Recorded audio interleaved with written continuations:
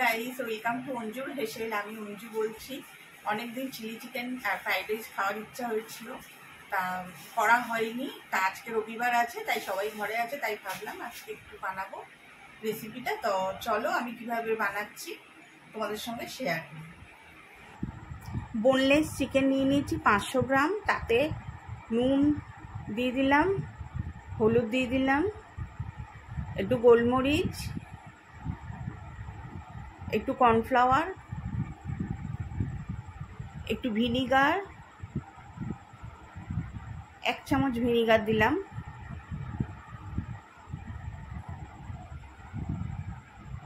আর একটা দেব ডিম।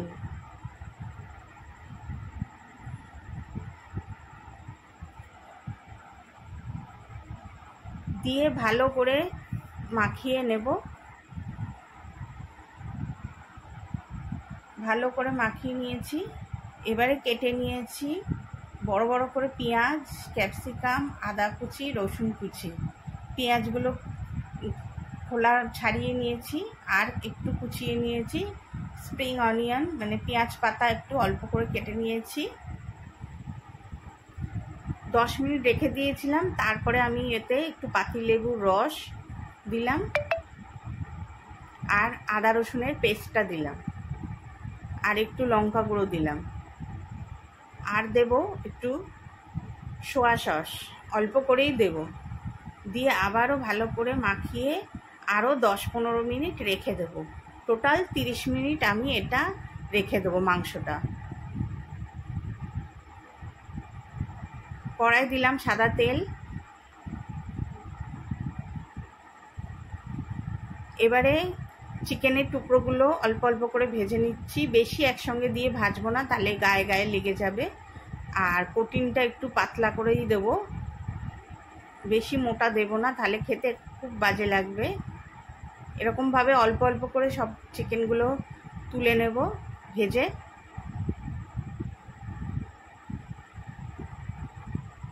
আবারও কিছুটা দিয়ে দিলাম।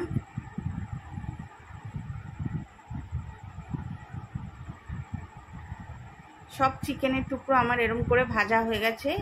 এবারে রসুন কুচি ফোড়ন দিলাম তেলের মধ্যে। তারপরে দিলাম আদা কুচি। আমি এই রান্নাটা করছি মিডিয়াম ফ্লেমে। তারপরে পেঁয়াজগুলো দিয়ে দেবো। পেঁয়াজগুলো একটু নরম হয়ে যেতে আমি ক্যাপসিকামগুলো দিয়ে দেবো। তাতে দেব একটু কুচানো কাঁচা লঙ্কা,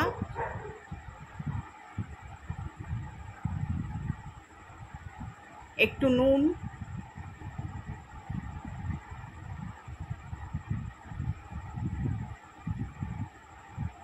একটু হলুদ দেব, আর দেব tomato sauce, chilli sauce, soya sauce, সব সস একসঙ্গে মিশিয়ে একটু নাড়াচাড়া করব যতক্ষণ না সসের গন্ধটা চলে যায়। একটু দেব ভিনিগার অল্প করে। সসের একটা গন্ধ থাকে ভালো না, ও সেটা চলে গেল। এবারে চিকেনের টুকরোগুলো দিয়ে একটু নাড়াচাড়া করে নেব চিকেনগুলোকে। খুবই সহজভাবে হয়ে যায় চিলি চিকেন।